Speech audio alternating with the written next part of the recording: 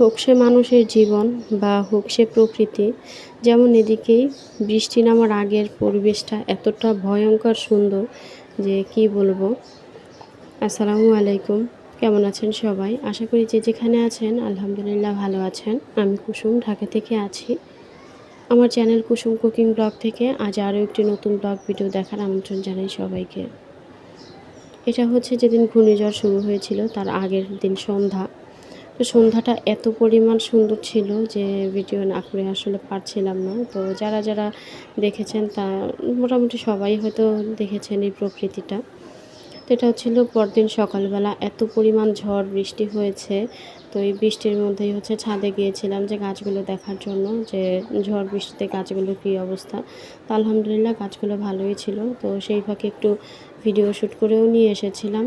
আর এত পরিমাণ বাতাস ছিল যে ছাদে দাঁড়িয়ে থাকাটাই কেমন যেন আর কি, দাঁড়াতে পারছিলাম না। তো যাই হোক, বৃষ্টি মানেই হচ্ছে ওয়েদার ডিমান্ড, সেটাকে বলি আমরা খিচুড়ি। তো সকালেই হচ্ছে বৃষ্টি দেখে ছেলে বলছিল যে আজকে আমাকে খিচুড়ি করে দাও। তো ওর জন্যই হচ্ছে একসাথেই আর কি সবার জন্যই রান্না করছি খিচুড়িটা, যাতে একবারিতেই হয়ে যায়। আর হচ্ছে এখানে একটা আইটেম রান্না, খিচুড়িটা মানে একটা জিনিস যে একটা আইটেম রান্না করলেই হচ্ছে আর কিছু লাগছে না।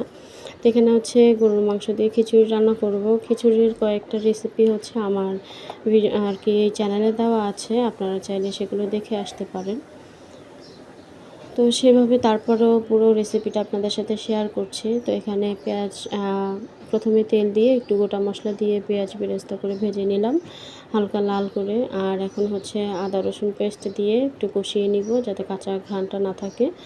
আর সামান্য একটু পানি দিয়ে এখন গুঁড়ো মশলাগুলো দিয়ে দিলাম, হলুদ, লবণ, মরিচ, তারপরে ধনিয়া জিরা গুঁড়ো দিয়ে একটু মশলাগুলো ভালোভাবে কষিয়ে নিব। আর যেহেতু মাংস দিয়ে রান্না করব তো মশলাটা একটু ভালোভাবেই কষিয়ে নিতে হবে। তো সবসময় দেখা যায় খিচুড়ি রান্না করলে আমি হাতে মাখিয়ে খিচুড়ি রান্না করি। তো আজকে হচ্ছে একসাথে মাংস কষিয়ে দিব আর তার সাথে চালটাও কষিয়ে নিয়ে রান্না করব। তো এখানে হচ্ছে আমি মাংসটা কষানোর জন্য দিয়ে দিলাম গরুর মাংস, ছোট ছোট আর কি তেহারির সাইজ করে কাটা। তো এখানে হচ্ছে তো মাংসটা কষিয়ে নিচ্ছে, একটু ঢেকে রান্না করব যাতে মাংসটা সেদ্ধ হয়ে যায়। আর এদিক থেকে হচ্ছে আমি চাল ডাল মিক্স করে নিচ্ছি। এখানে হচ্ছে ভাতের চাল নিয়ে নিয়েছি 1.5 কাপ পরিমাণ, আর 1.5 কাপ পরিমাণ 3 রকমের ডাল নিয়েছি, হাফ কাপ করে খেসারির ডাল, মসুরির ডাল আর হচ্ছে মুগ ডাল। তো এটা হচ্ছে এখন সবগুলো মিক্স করে ভালোভাবে ধুয়ে একটু ভিজিয়ে রাখবো। এদিক থেকে হচ্ছে মাংসটাও কষানো প্রায় হয়ে এসেছে। যেহেতু ছোটো সাইজ করে কাটা মাংসগুলো অতএব সেদ্ধ হতে তেমনটা সময় নেবে না। তো এখানে ছোটো ছোটো করে আলু কেটে দিয়েছি আমি, আর খিচুড়ির সাথে আলুটা না হলে যেন জমেই না। তো এর জন্য হচ্ছে আলুটা দিয়েও একটু ভালোভাবে ভেজে কষিয়ে নিব। চলেন রান্না করতে করতে প্রতিদিনের মতো আপনাদের কাছে একটা রিকোয়েস্ট করে নিচ্ছি, আমার আজকের ভিডিও কোথাও কোনো অংশ যদি ভালো লেগে যায় প্লিজ একটা লাইক দিবেন।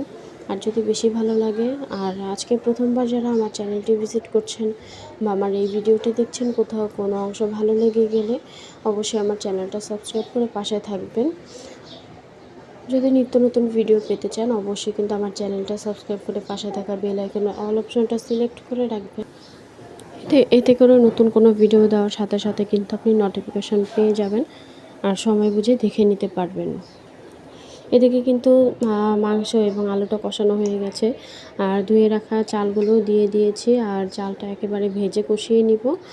আর এবার হচ্ছে আমি ফুটন্ত গরম পানি দিয়ে দিচ্ছি। তো এবার হচ্ছে অ্যাজ ইউজুয়াল যেরকম রান্না করি সবসময় আমরা ঠিক ওইভাবেই রান্নাটা হয়ে যাবে। আর আজকে হচ্ছে আর একটা টেকনিক আপনাদের বলি, এই যে ফ্রাই প্যানের 2 পাশে 2টা হাতল, এটা দিয়ে আসলে কাজটা কী সেটা বলেন তো, আপনারা কে কে জানেন কিন্তু কমেন্ট করে জানাবেন। তবে এটা আবিষ্কার করলাম, জানি না সবাই জানে কি না, আমি যেটা মনে করছি যে রান্না করার সময় খুন্তি, তারপর হচ্ছে স্প্যাচুলাগুলো বা চামিচগুলো খাবার বাড়ার সময় এখানে হচ্ছে এই হ্যান্ডেলের মাঝখান থেকে যে ফাঁকাটা থাকে এখান দিয়ে হচ্ছে ঝুলিয়ে রাখা যায়। এতে করে কিন্তু বাড়তি অন্য কোনো স্থান নষ্ট হচ্ছে না, যে কিছুর উপরে রাখতে হবে ঝোল তরকারি পড়ে যাবে। তো এটা বেশ মজার লেগেছে আমার। এদিক থেকে হচ্ছে কিন্তু আমার খিচুড়িটা প্রায় হয়ে গেছে। এবার হচ্ছে দমে দিয়ে দিব, আর উপর থেকে কিছু কাঁচামরিচ আর কয়েকটা লেবু পাতা দিয়ে দিলাম। আর লেবু পাতাটা দেওয়ার কারণে কিন্তু প্রচুর একটা লেমন লেমন ঘ্রাণ আসছিল খিচুড়িতে, এটা বেশ ভালোই লাগে। তো যাই হোক, যারা ফেসবুক থেকে আমার এই ভিডিওটি দেখছেন, যদি কোথাও কোনো অংশ ভালো লাগে অবশ্যই কিন্তু একটা লাইক দিয়ে যাবেন, কমেন্ট করে যাবেন যে কেমন হলো। আর যদি বেশি ভালো লাগে আমার পেজটাকে লাইক ফলো দিয়ে রাখতে পারেন, আর ভালো লাগলে কিন্তু ভিডিওটা শেয়ারও করে রাখতে পারেন। তো শুরু থেকে এখন পর্যন্ত যারা আছেন আমার সাথে তাদের জানাই অসংখ্য ধন্যবাদ। তো এদিকে কিন্তু রান্নাবান্না কমপ্লিট হয়ে গেল, এবার হচ্ছে পরিবেশন করে নিচ্ছি। আর ভিডিওতে হয়তো ভয়েসের সাথে নয়েজও কিছু আসছে, তো অবশ্যই এটা ক্ষমা সুন্দর দৃষ্টিতে দেখবেন। তো কেমন হলো আমার আজকের ভিডিও কমেন্ট করতে কিন্তু ভুলবেন না। তো আজকের মতো বিদায় নিয়ে নিচ্ছি, ইনশাআল্লাহ পরবর্তীতে নতুন কোনো ভিডিও নিয়ে আবারও হাজির হয়ে যাব। সে পর্যন্ত সকলে ভালো থাকবেন, সুস্থ থাকবেন, সবাই সবার জন্য দোয়া করবেন। আল্লাহ হাফেজ, আসসালামু আলাইকুম।